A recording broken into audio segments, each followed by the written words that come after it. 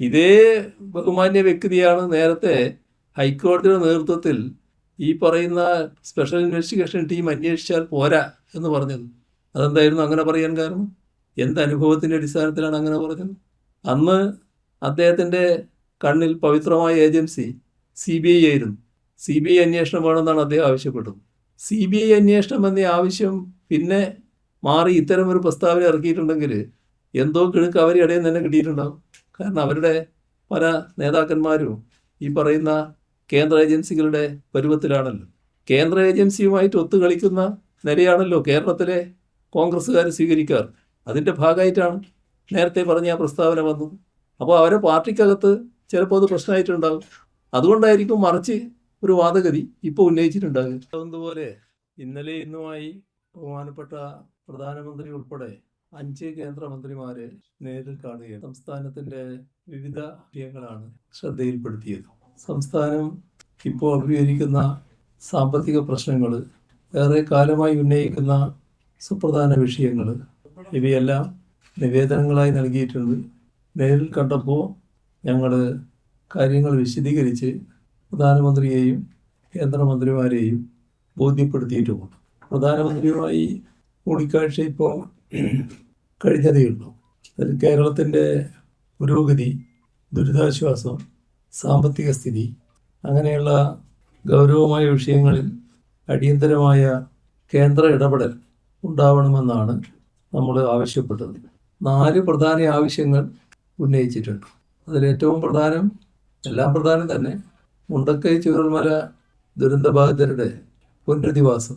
അതിന് NDRFിൽ നിന്ന്, ദേശീയ ദുരന്ത പ്രതികരണ നിധിയിൽ നിന്ന് 2221 കോടി രൂപ ഗ്രാൻഡ് അനുവദിക്കണമെന്ന ആവശ്യം നേരത്തെ ഉന്നയിച്ചതാണ്.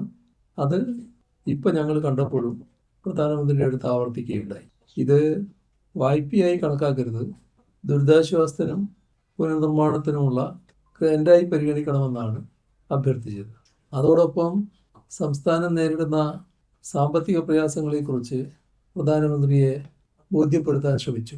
കേന്ദ്രം കേരളത്തിൻ്റെ കടമെടുപ്പ് പരിധിയിൽ കൊണ്ടുവന്ന നിയന്ത്രണങ്ങൾ ലഘൂകരിക്കുന്നതിനും സാമ്പത്തിക പരിധിയിൽ വരുത്തിയ വെട്ടിക്കുറവ് ഇല്ലാതാക്കുന്നതിനും പ്രധാനമന്ത്രിയുടെ പിന്തുണ വേണമെന്നാണ് നമ്മൾ ആവശ്യപ്പെട്ടത്. അപ്പോൾ കടമെടുപ്പ് ശേഷി പുനഃസ്ഥാപിക്കൽ, IGST റിക്കവറി തിരികെ നൽകൽ, ബജറ്റിന് പുറത്തെ കടമെടുപ്പിന് ഏർപ്പെടുത്തിയ വെട്ടിക്കുറവ്, ഇവയെല്ലാം മാറ്റിവെക്കണം എന്നാവശ്യപ്പെട്ടിട്ടുണ്ട്. ഇതുകൂടാതെ GSTPയുടെ 0.5% അധികമായി കടമെടുക്കാൻ അനുവദിക്കണമെന്ന് ആവശ്യപ്പെട്ടു. മാത്രമല്ല, ദേശീയപാതയ്ക്ക് വേണ്ടി ഭൂമി ഏറ്റെടുക്കുന്ന ചെലവിൻ്റെ 25% സംസ്ഥാനം വഹിക്കണമെന്ന് നേരത്തെ തീരുമാനിച്ചതിൻ്റെ ഭാഗമായി സംസ്ഥാനം നൽകിയ പണമുണ്ട്. അതിൽ മറ്റൊരു പരിഗണനയിൽ കടമെടുപ്പ് പരിധിയിൽ വെട്ടിക്കുറച്ചിട്ടുണ്ട് ആ തുക. അത് കിഫ്ബി നൽകിയ തുകയാണ്. അപ്പോൾ അത് വലിയ തോതിൽ ഇരട്ടപ്രഹരമായി സംസ്ഥാനത്തിന് വരുന്നതാണ്. അതുകൊണ്ട് അതിൽ ആ തുക എടുക്കുന്നതിന് അനുവദിക്കണം, കടമെടുക്കുന്നതിന് അനുവദിക്കണം എന്ന് നമ്മൾ ആവശ്യപ്പെട്ടിട്ടുണ്ട്. മറ്റൊന്ന് ദീർഘകാലമായ കേരളത്തിൻ്റെ ആവശ്യമാണ്.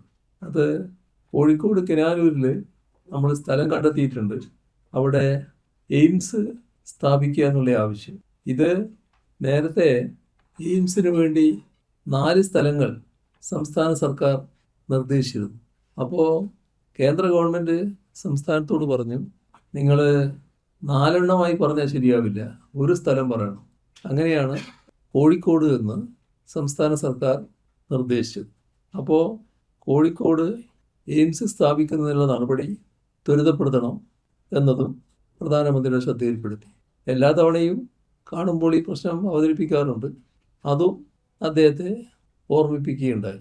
അതോടൊപ്പം സംസ്ഥാനത്തിൻ്റെ അതിവേഗ നഗരവൽക്കരണം കണക്കിലെടുത്ത് ശാസ്ത്രീയമായ നഗരാസൂത്രണവും ആർക്കിടെക്ചറൽ ഗവേഷണവും ശക്തിപ്പെടുത്തുന്നതിനായി സംസ്ഥാനത്ത് ഒരു school of planning and architecture SPA സ്ഥാപിക്കണമെന്നും ആവശ്യപ്പെട്ടിട്ടുണ്ട്.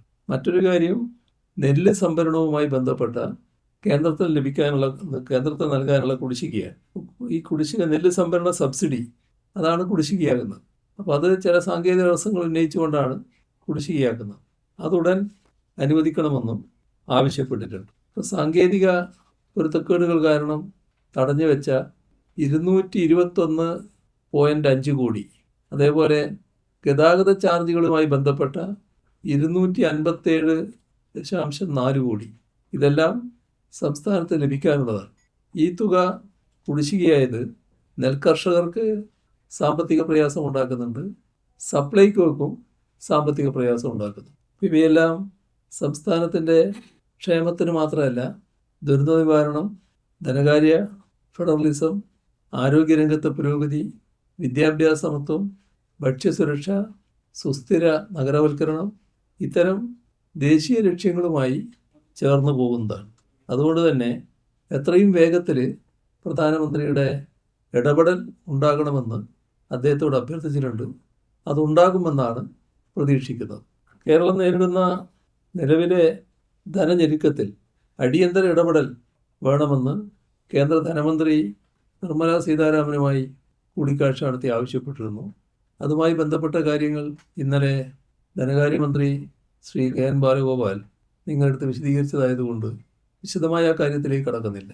GST നിരക്ക് പരിഷ്കരണം, അമേരിക്കയുടെ പ്രതികാര ചുങ്കം, IGST റിക്കവറിയുടെ ഭാഗമായി തിരിച്ചുപിടിച്ച വലിയ തുക, സംസ്ഥാനത്തിൻ്റെ കടമെടുപ്പ് പരിധി വെട്ടിക്കുറച്ചത്, അത്തരം കാര്യങ്ങളടക്കമുള്ള നടപടികൾ കടുത്ത സാമ്പത്തിക ഞെരുക്കത്തിനിടയാക്കിയിട്ടുണ്ട്. ഇത് കാരണം ക്ഷേമ പദ്ധതികൾ, വികസന പദ്ധതികൾ, അവശ്യ പൊതുസേവനങ്ങൾ ഇവ നടത്തിക്കൊണ്ടുപോകാൻ വലിയ പ്രയാസം നേരിടുകയാണ്. അപ്പോൾ സംസ്ഥാനത്തിന് ഏകദേശം 9,765 കോടി രൂപയുടെ വരുമാന നഷ്ടമുണ്ട്.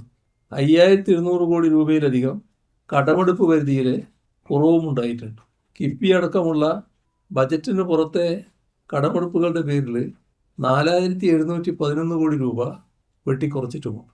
ഇതൊന്നും സംസ്ഥാനത്തിൻ്റെ സാമ്പത്തിക അച്ചടക്കമില്ലായ്മ പോലും ഉണ്ടായതല്ല, മറിച്ച് സംസ്ഥാനത്തിൻ്റെ അധികാരപരിധിക്ക് പുറത്തു നിന്നുണ്ടായ നയപരമായ തീരുമാനങ്ങളുടെയും വ്യവസ്ഥാപരമായ പ്രശ്നങ്ങളുടെയും ഫലമായി ഉണ്ടായതാണ്.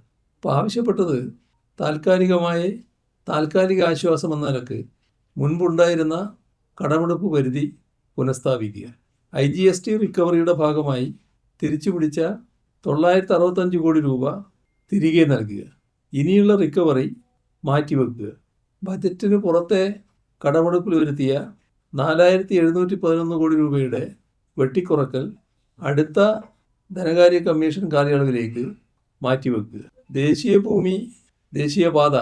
ദേശീയപാതയുടെ ഭാഗമായി ഭൂമി ഏറ്റെടുക്കലിന് സംസ്ഥാനത്തിൻ്റെ 25% വീതം നൽകുന്നതിനായി 6,000 കോടിയോളം രൂപ നൽകിയത് അത് സംസ്ഥാനത്ത് ഇരട്ടപ്രഹരമായി വരുന്നുവെന്ന് കണക്കാക്കി അത്രയും തുക അധികമായി കടമെടുക്കാൻ അനുവദിക്കുക. അവശ്യ മൂലധന ചെലവ് നിലനിർത്തുന്നതിനായി GSDPയുടെ 0.5%, ഏകദേശം 6,650 കോടി രൂപ അധികമായി കടമെടുപ്പിനുള്ള അവസരം ഈ വർഷവും അടുത്ത വർഷവുമായി നൽകുക.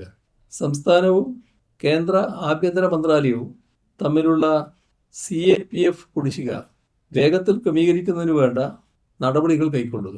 ഇവിടെ കാണേണ്ടത് ഈ ആവശ്യങ്ങളൊന്നും ഏതെങ്കിലും പ്രത്യേക ആനുകൂല്യത്തിനുള്ളതല്ല. സംസ്ഥാനത്തിൻ്റെ സാമ്പത്തിക സ്ഥിരത സംരക്ഷിക്കാനും ക്ഷേമ വികസന പരിപാടികൾ തടസ്സമില്ലാതെ മുന്നോട്ട് പോകാനുള്ളതുമാണ്. ധനകാര്യമന്ത്രി വളരെ ശ്രദ്ധാപൂർവം അത് കേൾക്കുകയുണ്ടായി, ഗൗരവത്തോടെ പരിഗണിക്കുമെന്നാണ് അവർ ഉറപ്പ് നൽകിയത്.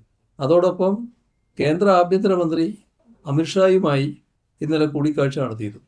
ആ കൂടിക്കാഴ്ചയിൽ സംസ്ഥാനം മുന്നോട്ട് വെച്ച ചില ആവശ്യങ്ങൾ അംഗീകരിക്കാം എന്ന് ഉറപ്പ് നൽകിയിട്ടുണ്ട്. ഒന്ന്, കേരളത്തിൻ്റെ തീരദേശ സുരക്ഷ വർദ്ധിപ്പിക്കുന്നതിനായി പൂർണ്ണമായും കേന്ദ്ര സാമ്പത്തിക പിന്തുണയോടെ ഇന്ത്യ റിസർവ് ബറ്റാലിയൻ്റെ ഒരു പ്രത്യേക യൂണിറ്റ് അനുവദിക്കും. ഇതിന് കേരളത്തിൽ ഒരു മറൈൻ പോലീസ് ബറ്റാലിയനായും പ്രവർത്തിക്കാൻ കഴിയും. അപ്പോൾ തീരദേശ സുരക്ഷയ്ക്ക് വേണ്ടി മറൈൻ പോലീസായി അവരെ ഉപയോഗിക്കാൻ കഴിയും വിധമാണ് അത് സ്ഥാപിക്കുക.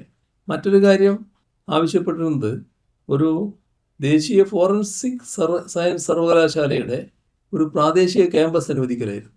അത് കേരളത്തിൽ അനുവദിക്കാമെന്ന് പറഞ്ഞു, എവിടെയെന്നത് ചർച്ചയിലൂടെ തീരുമാനിക്കാമെന്നും പറഞ്ഞിട്ടുണ്ട്. അതോടൊപ്പം ഇക്കാലത്ത് സൈബർ കുറ്റകൃത്യങ്ങൾ വർദ്ധിച്ചു വരികയാണ്. കേരളത്തിലും സൈബർ കുറ്റകൃത്യങ്ങൾ പെരുകുന്നുണ്ട്. അപ്പോൾ അവയെ നേരിടുന്നതിനും കേരളത്തിൽ സൈബർ ക്രൈം നിയന്ത്രണ അടിസ്ഥാന സൗകര്യങ്ങൾ ശക്തിപ്പെടുത്തുന്നതിനുമായി കേന്ദ്ര സാമ്പത്തിക സഹായമായി 108 കോടി രൂപ ചോദിച്ചിരുന്നു. ആ 108 കോടി രൂപ അനുവദിക്കും എന്ന് ഉറപ്പ് നൽകിയിട്ടുണ്ട്.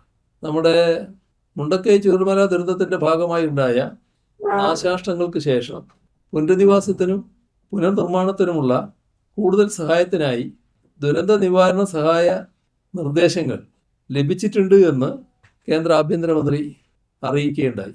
അത് തുടർന്നും പരിഗണിക്കും എന്ന ഉറപ്പും ഞങ്ങൾ ആ പ്രശ്നം ഉന്നയിച്ചപ്പോൾ അദ്ദേഹം നൽകിയിട്ടുണ്ട്.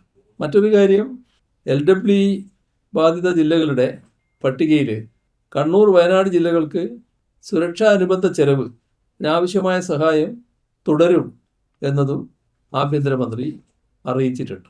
പിന്നെ കണ്ടത് കേന്ദ്ര റോഡ് ഗതാഗത ഹൈവേ മന്ത്രി ശ്രീ നിതിൻ ഗഡ്കരിയാണ്. അദ്ദേഹവുമായി വിശദമായ കൂടിക്കാഴ്ച നടത്തി നിവേദനവും കൈമാറി. അതുമായി ബന്ധപ്പെട്ട കാര്യങ്ങൾ ഇന്നലെ പൊതുമരാമത്ത് വകുപ്പ് മന്ത്രി മുഹമ്മദ് റിയാസ് നിങ്ങളുമായി പങ്കുവച്ചതാണ്. അതിൻ്റെയും വിശദാംശങ്ങളിലേക്ക് കടക്കേണ്ടതില്ല എന്നാണ് തോന്നുന്നത്. കേന്ദ്രത്തിൻ്റെ അഭ്യർത്ഥന പ്രകാരം കേരളം പരിഹരിച്ച വിഷയങ്ങളും നിർമ്മാണ പുരോഗതി സംബന്ധിച്ച് സംസ്ഥാനത്തിൻ്റെ ആശങ്കയും മറ്റു പ്രശ്നങ്ങളും നൽകിയ നിവേദനത്തിൽ വിശദമാക്കിയിട്ടുണ്ട്. അതിൽ ഗഡ്കരി, ബഹുമാനപ്പെട്ട മന്ത്രി, ദേശീയപാതാ വികസനത്തിൽ കേരള സർക്കാർ എടുക്കുന്ന പ്രത്യേക താല്പര്യത്തെ അഭിനന്ദിക്കുകയുണ്ടായി. കേരളത്തിലെ NH-66 പ്രവൃത്തിയിലെ 16 റീച്ചുകളുടെയും വിശദമായ റിവ്യൂ നടക്കുകയുണ്ടായി. അതിൽ അദ്ദേഹം വ്യക്തമാക്കിയ കാര്യം, ഡിസംബർ മാസത്തിനുള്ളിൽ തന്നെ NH-66 മുഴുവൻ റീച്ചുകളും പൂർത്തീകരിക്കാൻ ശ്രമിക്കുമെന്നാണ്. അത്തരമൊരു ഉറപ്പ് അദ്ദേഹം നൽകുകയുണ്ടായി. അതിനുവേണ്ടി അദ്ദേഹം മുൻകൈയെടുത്ത് മുഴുവൻ കോൺട്രാക്ടർമാരെയും പങ്കെടുപ്പിച്ച് NHAയുടെ ഉയർന്ന ഉദ്യോഗസ്ഥരടക്കം കേരളത്തിൽ നിന്നുള്ള പൊതുമരാമത്ത് മന്ത്രിയും ബന്ധപ്പെട്ട ഉദ്യോഗസ്ഥരുമടക്കം അടങ്ങുന്ന ഒരു ഉന്നതതല യോഗം അടിയന്തരമായി വിളിച്ചു ചേർക്കുമെന്ന് അദ്ദേഹം വ്യക്തമാക്കിയിട്ടുണ്ടായി. അതോടൊപ്പം ഈ നടക്കുന്ന പ്രവൃത്തിയുടെ പുരോഗതി നേരിൽ പരിശോധിക്കാൻ കേരളം സന്ദർശിക്കുമെന്നും അദ്ദേഹം അറിയിച്ചു. ഇപ്പോൾ പൂർത്തീകരിച്ച റീച്ചുകളുണ്ട്, പൂർത്തീകരിച്ച ഒരു റീച്ചുണ്ട്, ബാക്കി റീച്ചുകൾ പൂർത്തീകരിക്കാൻ പോകുന്നു. ഇപ്പോൾ പൂർത്തീകരിച്ച റീച്ചുകളുടെ ഉദ്ഘാടനം, ഡിസംബറോടെ പൂർത്തീകരിക്കുന്ന റീച്ചുകളുടെ ഉദ്ഘാടനം ജനുവരിയിൽ നടത്താനാകുമെന്നാണ് അദ്ദേഹം പറഞ്ഞത്. 5 റീച്ചുകൾ ഇപ്പം തന്നെ കണ്ടിട്ടുണ്ട്. ബഹുമാനപ്പെട്ട മന്ത്രിയുടെ ഇടപെടലിൻ്റെ ഭാഗമായി അത് കൂടുതൽ റീച്ചുകളായി മാറുന്നുണ്ടെങ്കിൽ പൂർത്തീകരിച്ച റീച്ചുകളുടെ ഉദ്ഘാടനം ജനുവരിയിൽ നടത്തുമെന്നാണ് അദ്ദേഹം അറിയിച്ചത്. ദേശീയപാതാ വികസനത്തിൽ സംസ്ഥാനം കാണിക്കുന്ന പ്രത്യേക താല്പര്യം കണക്കിലെടുത്ത് സ്ഥലമേറ്റെടുക്കലിൻ്റെ ബാക്കി തുക, നമ്മൾ നേരത്തെ നൽകിയ തുകയുടെ ഇനി കൊടുക്കാൻ ബാക്കിയുള്ളത്, അത് ഏകദേശം 237 കോടി രൂപ വരും. അത് ഒഴിവാക്കണം നമ്മൾ ആവശ്യപ്പെട്ടിരുന്നു. അത് എഴുതിത്തള്ളാൻ ആ ആവശ്യം, നമ്മൾ ഉന്നയിച്ച ആവശ്യം അദ്ദേഹം അംഗീകരിക്കുകയുണ്ടായി. ഇതിനു പുറമെ പാലക്കാട്, കോഴിക്കോട് ഗ്രീൻഫീൽഡ് ഹൈവേ പ്രവൃത്തി ഉദ്ഘാടനം ജനുവരിയിൽ നടത്താനാകുമെന്നും പറയുകയുണ്ടായി. തിരുവനന്തപുരം ഔട്ടർ റിംഗ് റോഡ്, അത് NH-866 ആണ്.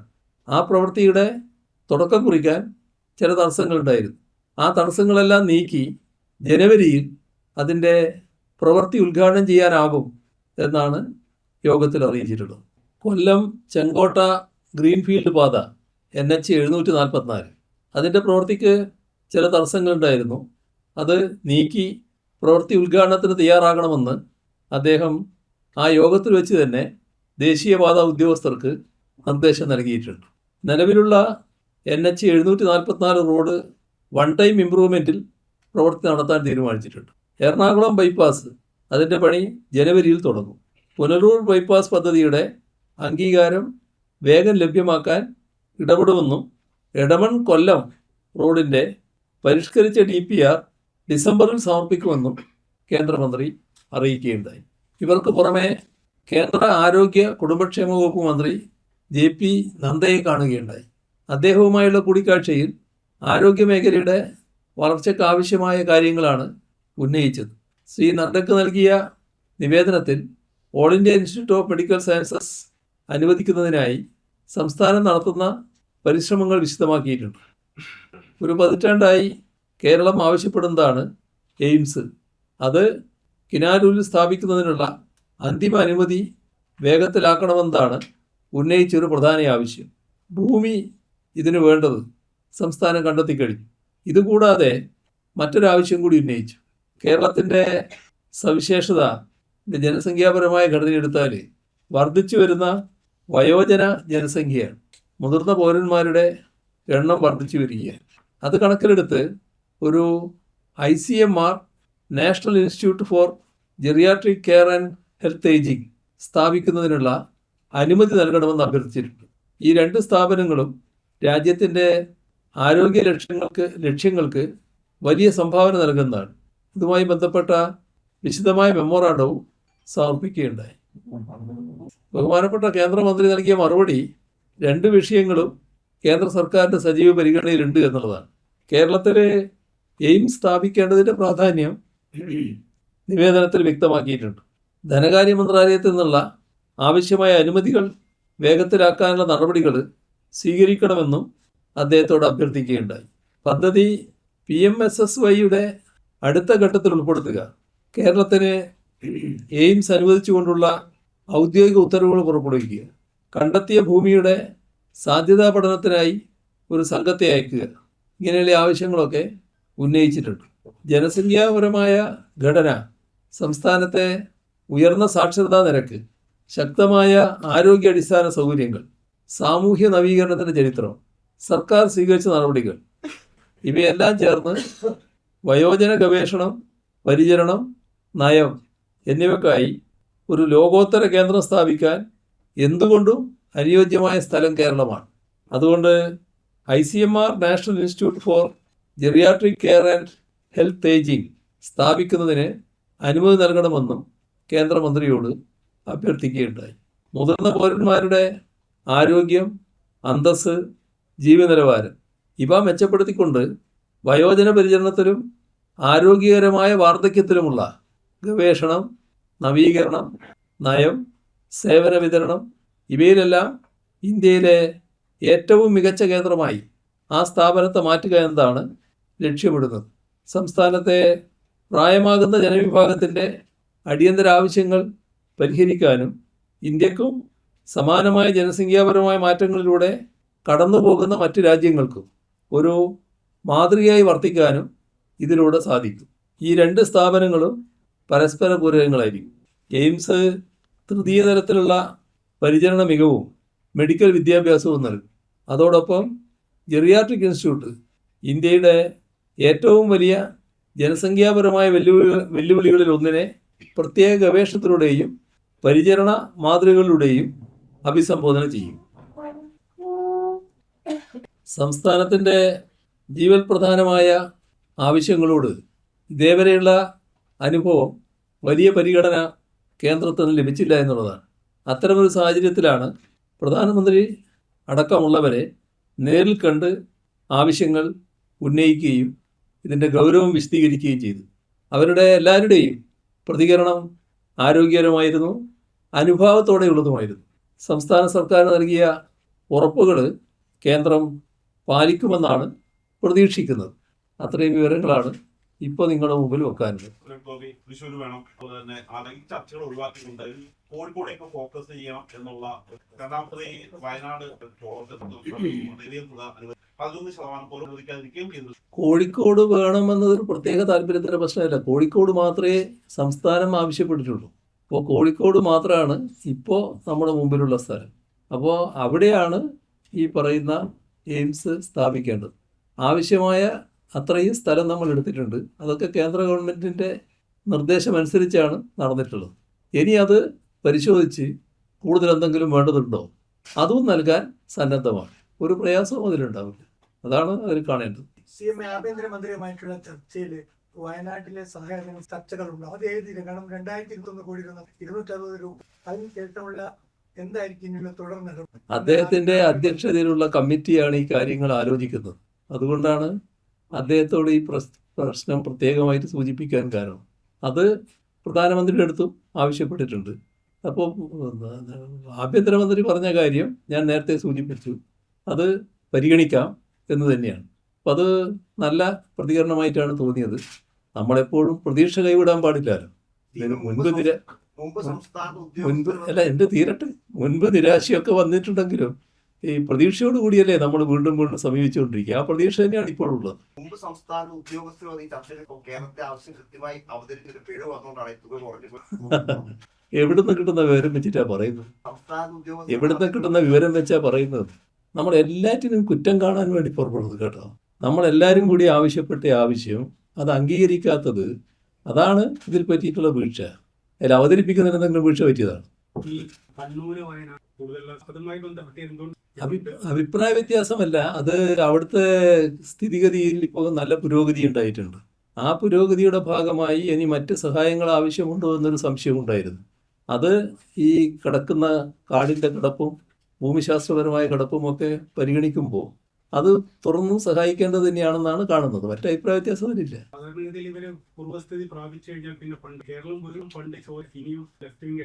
ഞാൻ പറഞ്ഞില്ലേ, ഇപ്പോൾ കണ്ണൂരും വയനാടും എന്ന് പറയുന്നത് കണ്ണൂർ വയനാട് മാത്രമായിട്ട് സെപ്പറേറ്റ് ആയിട്ട് കിടക്കുകയല്ലോ. തൊട്ടപ്പുറത്ത് കിടക്കുന്ന കാടുകളുണ്ടല്ലോ, ആ കാടുകളിലൂടെയാണല്ലോ ഇവർ പലപ്പോഴും ഇങ്ങോട്ട് എത്തിയിട്ടുള്ളത്.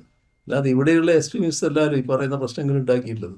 ആ ഒരു സാധ്യത ഇപ്പോഴും നിലവിലില്ലേ എന്നതാണ് സംശയിക്കുന്നത്. അതാണ് പ്രശ്നം. എപ്പോഴും നമ്മൾ ശുഭപ്രതീക്ഷയല്ലേ വെക്കേണ്ടത്. ഞാൻ ഗൾഫ് രാജ്യങ്ങളിൽ പോകാൻ ഉദ്ദേശിക്കുന്നുണ്ട്, അത് ശരിയാണ്. അനുമതി കിട്ടുമെന്നാണ് പ്രതീക്ഷിക്കുന്നത്. അല്ല, കിട്ടുമോ കിട്ടൂലേ എന്നുള്ളതല്ലേ പ്രശ്നം. കിട്ടുമെന്നാണ് ഞാൻ പ്രതീക്ഷിക്കുന്നത്. നോക്കാം നമുക്ക്. ഓ, ഏത് അല്ല, ഈ ചർച്ചയിൽ ഞങ്ങൾ നിവേദനമായിട്ട് കൊടുത്തിട്ടില്ല. ആ പ്രതീക്ഷയുണ്ട്. അല്ല, അത് അങ്ങനെ ഒരു നിലപാടെടുത്തില്ലെങ്കിൽ അവരല്ലേ പത്താക്കുന്നത്. ഞാൻ കണക്കാക്കുന്നത് അനുമതി ലഭിക്കുമെന്നാണ്. അനുമതി ലഭിക്കുമെന്ന് ഞാൻ കണക്കാക്കുകയാണ്. ഈ ആവശ്യങ്ങളിൽ അനുഭാവപൂർണമായ നിലപാട് ഉണ്ടാകുന്നില്ല എന്ന് പറയുകയും ഇത്തരം സാഹചര്യത്തെ കിട്ടാതെ വരുമ്പോൾ വിമർശനം എന്താണ് ഞാൻ കാണുന്നത് എങ്ങനെയാണെന്ന് പറഞ്ഞാൽ, നമ്മുടെ ആവശ്യങ്ങൾ കൃത്യമായിട്ട് അവതരിപ്പിച്ചുകൊണ്ടേയിരിക്കണം. ആവശ്യങ്ങൾ അംഗീകരിച്ചില്ലെങ്കിൽ അതിനോടുള്ള പ്രതികരണം നമ്മൾ രേഖപ്പെടുത്തും. അതിൻ്റെ അർത്ഥം ഇനി ആവശ്യം അംഗീകരിക്കാത്തവരുമായിട്ട് ബന്ധപ്പെടില്ല എന്നുള്ളതല്ല. ഇത് കേന്ദ്രവും സംസ്ഥാനവുമാണല്ലോ. അപ്പോൾ കേന്ദ്രവും സംസ്ഥാനവും എപ്പോഴും പരസ്പരം ബന്ധപ്പെട്ടു പോകേണ്ടതാണ്. അതിൻ്റെ ഭാഗമായി കേന്ദ്രത്തെ വീണ്ടും നമുക്ക് സമീപിക്കേണ്ടതായിട്ട് വരും. വീണ്ടും സമീപിക്കും. ആ സമീപിക്കൽ എല്ലാ ഘട്ടത്തിലും നടക്കും. ഞാൻ പരസ്യമായിട്ട് ഇത് പറയാറുണ്ടല്ലോ, അതൊരു ആദ്യത്തെ കാര്യമല്ല. സാമ്പത്തിക സ്ഥിതി കാര്യത്തിൽ കോഴിക്കോട് എന്ന നിലപാടിൽ ഉറച്ചു പോവാണ് ഇപ്പോൾ സി എം പല ആവർത്തി പറയുന്നുണ്ട്. അപ്പോ കേരളത്തിൽ നിന്നുള്ള കേന്ദ്രമന്ത്രി സുരേഷ് ഗോപി പറയുന്നത് ആലപ്പുഴ സ്ഥലം തന്നാലേ നടപ്പാക്കാൻ കഴിയുള്ളൂ എന്നാണ്. ആ കേന്ദ്രമന്ത്രിയുടെ പ്രതികരണത്തെ എങ്ങനെയാ കാണുന്നത്? അല്ലെങ്കിൽ തമിഴ്നാട്ടിലേക്ക് കൊണ്ടുപോകുന്നൊക്കെ പറയുന്നു. അല്ല, അതിലൊന്നും പ്രതികരിക്കാതിരിക്കാനാണ് നല്ലത്. ശരി. സാമ്പത്തിക പ്രതിസന്ധി, നമ്മുടെ IGST കടമെടുപ്പ് പരിധി അങ്ങനെയുള്ള കാര്യങ്ങളിൽ ഈ ഉറപ്പിനപ്പുറത്ത് കിടന്നത് കൃത്യമായി ഒരു പ്രതികരണം ഇത്തവണ ഉണ്ടായോ? വളരെ പോസിറ്റീവാണോ? എനിക്ക് തോന്നുന്നത് കുറച്ച് പോസിറ്റീവായൊരു പ്രതികരണമാണ്. അത് ആ അഭിപ്രായം തന്നെയാണ് ധനമന്ത്രിക്കുള്ളത്. ഇല്ല, നിർമ്മല സീതാരാമനായിട്ട് ആ കാര്യം ചർച്ച ചെയ്തിട്ടില്ല. മാവോയിസ്റ്റ് ഫണ്ടിന്റെ കാര്യമാണ് സൂചിപ്പിച്ചു. യഥാർത്ഥത്തിൽ CPIM-ന്റെ ദേശീയ തലത്തിലുള്ള നിലപാട് ഡയലോഗിലൂടെ മാവോയിസ്റ്റ് പ്രശ്നം തീർക്കണം എന്നുള്ളതല്ലേ? അതേ ലൈൻ തന്നെയല്ലേ ഡയലോഗ് നല്ലോണം നടത്താലോ, അതിനെന്താ പ്രശ്നം? വേറെ പ്രശ്നമൊന്നുമില്ല. ഫണ്ട് വേറെ, ഡയലോഗ് വേറെ, അത് പ്രശ്നമൊന്നുമില്ല. ഗുരുതരമായ ക്രമക്കേട് ശബരിമലയിൽ നടന്നു. അല്ല, അതില് വേറെ പ്രശ്നങ്ങളില്ലാലോ. അവിടെ എന്താണോ ക്രമക്കേട് ഉണ്ടായിട്ടുണ്ട് എന്ന് കാണുന്നത്, അതിൻ്റെ മേലെയുള്ള കാര്യങ്ങൾ അന്വേഷിക്കാനാണ് ഒരു സ്പെഷ്യൽ ഇൻവെസ്റ്റിഗേഷൻ ടീമിനെ ഇപ്പോൾ നിശ്ചയിച്ചിട്ടുള്ളത്. അത് ഹൈക്കോടതി തന്നെ അവരുടെ മുന്നിൽ വന്ന പ്രശ്നങ്ങൾ വെച്ചുകൊണ്ട് ചെയ്തിട്ടുള്ള കാര്യമാണ്. അതിൻ്റെ ഭാഗമായുള്ള അന്വേഷണം തുടങ്ങിയിട്ടുണ്ട്. നിർബന്ധമായും ഈ പറയുന്ന ഏതെങ്കിലും കുറ്റവാളികളുണ്ടെങ്കിൽ അവരെല്ലാം ആ നിയമത്തിൻ്റെ കരങ്ങളിൽ പെടും എന്നത് സംശയിക്കേണ്ട കാര്യമില്ല. യഥാർത്ഥത്തിൽ അത്തരമൊരു നിലപാട് ഹൈക്കോടതി എടുത്തപ്പോൾ തന്നെ അതിൽ ഗവൺമെൻറ് ആവശ്യമായ എല്ലാ പിന്തുണയും പ്രഖ്യാപിച്ചിരുന്നു. ഹൈക്കോടതിയുടെ മുന്നിൽ ഏതു തരത്തിലുള്ള അന്വേഷണം വന്നതിനെ പറ്റിയും ഗവൺമെൻറ് എന്ന് പറയുമ്പോൾ ദേവസ്വം ബോർഡും ദേവസ്വം വകുപ്പും അവർ വ്യക്തമായ അഭിപ്രായം രേഖപ്പെടുത്തിയിരുന്നു. അപ്പോൾ അതിൻ്റെ ഭാഗമായി മറ്റു പ്രശ്നങ്ങളില്ല. ഗവൺമെൻറ്റും ഹൈക്കോടതിയും രണ്ട് ഭാഗത്തല്ല, ഒരേ കാഴ്ചപ്പാടേ ഉള്ളൂ. ഇതിൽ കുറ്റം ആരെങ്കിലും ചെയ്തിട്ടുണ്ടെങ്കിൽ ആ കുറ്റം ചെയ്തവർ നിയമത്തിൻ്റെ കരങ്ങളിൽ എത്തിപ്പെടണം. ആവശ്യമായ ശിക്ഷ അവർക്ക് ഉറപ്പാക്കണം. ഇതാണ് ഗവൺമെൻറ് കാണുന്ന കാര്യം. ആ വഴിക്ക് കാര്യങ്ങൾ നീങ്ങിക്കൊണ്ടിരിക്കും. ബോർഡിന് വീഴ്ച സംഭവിച്ചിട്ടുണ്ടോ? ബോർഡിന് എന്തെങ്കിലും തരത്തിലുള്ള വീഴ്ച ഇതിനകത്ത് ഇപ്പോൾ ഉദ്യോഗസ്ഥരുടെ നടപടികൾ വരുന്നുണ്ട്, പക്ഷെ ബോർഡിനകത്ത് എന്തെങ്കിലും സംഭവിച്ചിട്ടുണ്ടോ? വന്നിടത്തോളം അങ്ങനെയുള്ള കാര്യങ്ങൾ ശ്രദ്ധയിൽപ്പെട്ടിട്ടില്ല. ഇനി ആർക്ക് വീഴ്ചയുണ്ട് ആർക്ക് വീഴ്ചയില്ല എന്നുള്ളത് ഇപ്പോൾ ഒരു പ്രസ്താവനയിലൂടെ വ്യക്തമാക്കേണ്ട കാര്യമല്ല. കാരണം ഇതുമായി ബന്ധപ്പെട്ട് വിശദമായ പരിശോധന നടക്കുകയാണ്. ആ പരിശോധനയുടെ ഭാഗമായി ആർക്കെല്ലാം വീഴ്ചകൾ സംഭവിച്ചിട്ടുണ്ട് എന്നുള്ളത് കണ്ടെത്തുക തന്നെ ചെയ്യും. ആ കണ്ടെത്തിയാൽ അതനുസരിച്ചുള്ള നടപടികളും സ്വീകരിക്കും. എന്നാൽ വന്നിടത്തോളം ബോർഡിനെ സംബന്ധിച്ച് ഒരു പരാമർശം വന്നിട്ടില്ല. ഈ 2017 മുതൽ ഈ ഗൂഢാലോചന ആരംഭിച്ചു എന്നാണ് പറയപ്പെടുന്നത്. 2019 ഈ ദ്വാരപാലകങ്ങൾ അവിടുന്ന് പ്രതിപക്ഷ നേതാവ് പറഞ്ഞത് ഒരു വ്യവസായിക്ക് വിറ്റു വന്നത് സംസ്ഥാന ആഭ്യന്തര വകുപ്പ് അല്ല, ഇത്തരം കാര്യങ്ങൾ ശ്രദ്ധയിൽപ്പെട്ടാൽ നടപടികൾ എങ്ങനെയെന്നുള്ളതാണ് നമ്മൾ ആലോചിക്കുന്നത്. ആ ശ്രദ്ധയിൽപ്പെട്ട ഉടനെ തന്നെയുള്ള നടപടികൾ തുടങ്ങിയിട്ടുണ്ട്. എങ്ങനെയാണ് ശ്രദ്ധയിൽപ്പെടുന്നത്? അതൊരു വിചിത്രമായ കാര്യമാണല്ലോ. അത് നമ്മൾ നോക്കണമല്ലോ. രഹസ്യാന്വേഷണം ഇപ്പോൾ പറയുന്ന ഒരു ആളുണ്ടല്ലോ, ഒരു പോറ്റി. ആ പോറ്റി ഒരു ദിവസം ഒരു വെളിപ്പെടുത്തൽ നടത്തുകയാണല്ലോ. ആ വെളിപ്പെടുത്തൽ അവിടുത്തെ ചില കാര്യങ്ങൾ കാണാനില്ല എന്നുള്ളതായിരുന്നു. ആ വെളിപ്പെടുത്തലിൻ്റെ തുടർച്ചയായിട്ടാണ് ദേവസ്വം വിജിലൻസ് ആ കാര്യത്തിൽ അന്വേഷിക്കാൻ പുറപ്പെടുന്നത്. ആ അന്വേഷണം എത്തിച്ചേർന്നത് എവിടെയാണ്? ഉള്ള ഒരു പീഠം, പീഠത്തിന് എന്തോ ഒരു പ്രത്യേക പേരുണ്ട്. ആ പീഠം അവിടുന്ന് മാറ്റിയിരിക്കുന്നു. അത് ഈ പറയുന്ന പോറ്റിയുടെ ഒരു ബന്ധുഗൃഹത്തിലെത്തിയിരിക്കുന്നു. അപ്പോൾ ഏതോ ഒരു വ്യക്തമായ ഗൂഢാലോചനയുടെ ഭാഗമായി നടന്നൊരു കാര്യമായിരുന്നു അത്. ആ ശബരിമലയും പരിസരങ്ങളിലും നല്ലതുപോലെ ബന്ധപ്പെട്ടുകൊണ്ടിരിക്കുന്ന ഒരാളാണ് ഈ പോറ്റി എന്നത് ഇപ്പോൾ പലതരത്തിലും വ്യക്തമായിട്ടുണ്ട്. അപ്പോൾ ഏതോ ഒരു ഗൂഢാലോചനയിലൂടെ ആ ഘട്ടത്തിൽ നടക്കുന്ന അയ്യപ്പ സംഗമം, ആഗോള സംഗമം, ആ ആഗോള സംഗമത്തെ മറ്റൊരു തലത്തിലേക്ക് എത്തിക്കുക, അതിനുവേണ്ടിയുള്ള ഒരു ഗൂഢാലോചനയുടെ ഭാഗമായി ഈ പോറ്റിയടക്കം ഇത്തരമൊരു ആരോപണം ഉന്നയിക്കുകയായിരുന്നു.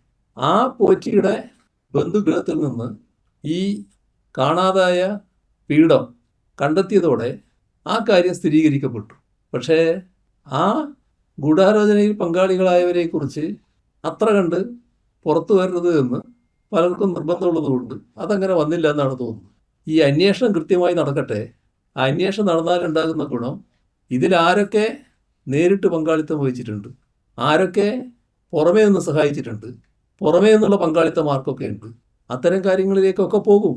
അപ്പോൾ അവരെല്ലാം നിയമത്തിൻ്റെ കരങ്ങളിൽ എത്തപ്പെടും. അത് വരെ കാക്കാം നമുക്ക്. സ്വർണ്ണപ്പാടി വിഷയത്തില് ഇപ്പോൾ നടന്നുകൊണ്ടിരിക്കുന്ന ഹൈക്കോടതിയുടെ ഇടപെടലിനെ അട്ടിമറിക്കാനാണ് കേന്ദ്ര ഇഡി ഇറക്കിയതെന്നും അത് കേരളത്തിലെ സർക്കാരും കേന്ദ്ര സർക്കാരും പ്രതിപക്ഷ അതേക്കുറിച്ച് മനസ്സിലായില്ല. അതെ, സ്വർണ്ണപ്പാളി വിഷയത്തിൽ ഹൈക്കോടതി ഇടപെട്ടു. ഹൈക്കോടതി മേൽനോട്ടത്തിലാണ് ഇപ്പോൾ കാര്യങ്ങൾ നടക്കുന്നത്. അപ്പോൾ അതിനെ അട്ടിമറിക്കാൻ വേണ്ടിയാണ് ഇഡിയെ ഇറക്കിയ സിനിമാ നടന്മാരുടെയൊക്കെ വീടുകളിൽ റെയ്ഡെടുത്തി ശ്രദ്ധ മാറ്റുന്നത്. അല്ല, ഇതേ ബഹുമാന്യ വ്യക്തിയാണ് നേരത്തെ ഹൈക്കോടതിയുടെ നേതൃത്വത്തിൽ ഈ പറയുന്ന സ്പെഷ്യൽ ഇൻവെസ്റ്റിഗേഷൻ ടീം അന്വേഷിച്ചാൽ പോരാ എന്ന് പറഞ്ഞത്. അതെന്തായിരുന്നു അങ്ങനെ പറയാൻ കാരണം?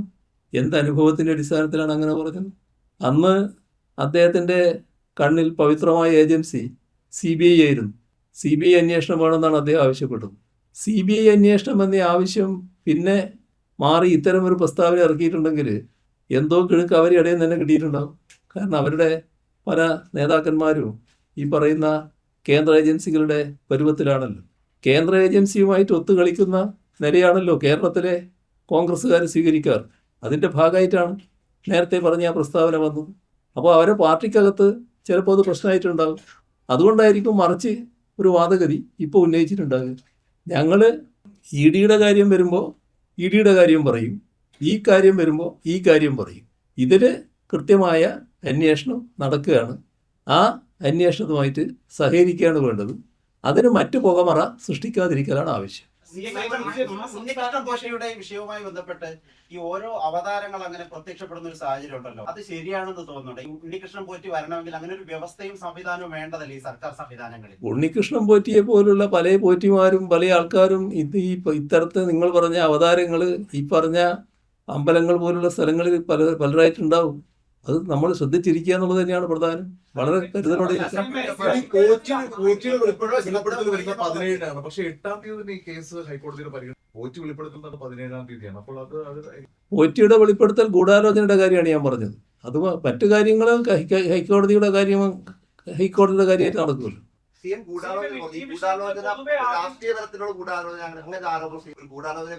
അല്ല, രാഷ്ട്രീയ തലത്തിലല്ലാതെ വേറൊരു ഗൂഢാലോചന വരില്ലാലും ഈ അയ്യപ്പ സംഗമം എന്നത് നടന്നുകൂടാകുന്ന നിർബന്ധമുണ്ടായിരുന്ന ചില ആൾക്കാരുണ്ടായിരുന്നു. അതുകൊണ്ട് തന്നെ അവർ അയ്യപ്പ സംഗമത്തെ തകർക്കാൻ വേണ്ടി മാത്രമല്ല ബദൽ സംഗമം നടത്താൻ പറ്റുമെന്നും ആലോചിച്ചിരുന്നു. അത്തരം ശക്തികൾക്കൊക്കെയുള്ള പങ്ക് എന്താണെന്ന് അന്വേഷിക്കേണ്ടതായിട്ട് വരും. ഈ അയ്യപ്പ സംഗമത്തിന് മുമ്പ് തന്നെ ഇതിൽ അന്വേഷണം തുടങ്ങിയില്ലേ സിഎം? ഹൈക്കോടതി നിങ്ങൾ കാണേണ്ടത് അയ്യപ്പ സംഗമത്തെ തകർക്കുന്നതിന് വേണ്ടിയുള്ള പുതിയ കാര്യങ്ങൾ കണ്ടെത്തുന്നതിനുള്ള ശ്രമങ്ങൾ നടക്കുമല്ലോ, അതല്ലേ കാണേണ്ടത്. നിങ്ങൾ അവിടെ എന്ത് നടന്നു എന്നുള്ളത് അത് പ്രത്യേകം പരിശോധിക്കട്ടെ. പക്ഷെ അയ്യപ്പ സംഗമം തകർക്കുന്നതിന് വേണ്ടിയുള്ള വലിയ ശ്രമങ്ങൾ പല ഭാഗത്തുനിന്നുണ്ടായി. അതിന്റെ തുടർച്ചയായിട്ട് വന്ന കാര്യങ്ങൾ കാണണം. 1 മണിയാകാൻ പോവുകയാണ്, 1 മണിക്ക് ഞാൻ അവസാനിപ്പിക്കും. ഒറ്റ ചോദ്യത്തിന് ഇനി സമയം ഉണ്ടാവും. ഞാൻ പറയുന്നത് കേൾക്കുക, ഒറ്റ ചോദ്യത്തിന് ഇനി സമയം ഉണ്ടാവും. അത് നിങ്ങൾ എല്ലാവരും കൂടി ചോദിച്ചാൽ അത് ശരിയാവില്ല. ഒരാൾക്ക് ചോദിക്കുക, അതോടുകൂടി അവസാനിക്കും. നിയമസഭ കാര്യത്തില് ഈ ഭിന്നശേഷി അധ്യാപകരുടെ കാര്യത്തിൽ നിയമനം സംബന്ധിച്ചൊരു തർക്കം കേരളത്തിലുണ്ട്. എയ്ഡഡ് സ്കൂൾ അധ്യാപകരുടെ കാര്യത്തിൽ, ഭിന്നശേഷി അധ്യാപകരുടെ കാര്യത്തിൽ സുപ്രീം കോടതിയുടെ ഒരു വിധിയുണ്ട്. ആ വിധിയുമായി ബന്ധപ്പെട്ട് കാര്യങ്ങൾ അല്പം നിയമപ്രശ്നങ്ങളുള്ളതാണ്. എങ്ങനെ നടപ്പാക്കണം എന്നുള്ളത് സംബന്ധിച്ച് നിയമോപദേശം വിദ്യാഭ്യാസ വകുപ്പിന് ലഭിച്ചിട്ടുണ്ട്. അതുമായി ബന്ധപ്പെട്ട് തുടർ നടപടികൾ സ്വീകരിക്കുന്നതിന് വിദ്യാഭ്യാസ വകുപ്പിന് കുറച്ച് പ്രയാസങ്ങൾ അത് കാരണം വന്നുയർന്നു. ഏതായാലും അതുമായി ബന്ധപ്പെട്ടുള്ള വിശദമായ ഒരു പരിശോധന നിയമവിദഗ്ധരെ അടക്കം അഡ്വക്കേറ്റ് ജനറലെ അടക്കം ഇരുത്തിക്കൊണ്ട് നടത്താൻ പോവുകയാണ്. അതിൻ്റെ അകത്ത് തീരുമാനങ്ങളും ഉണ്ടാകും.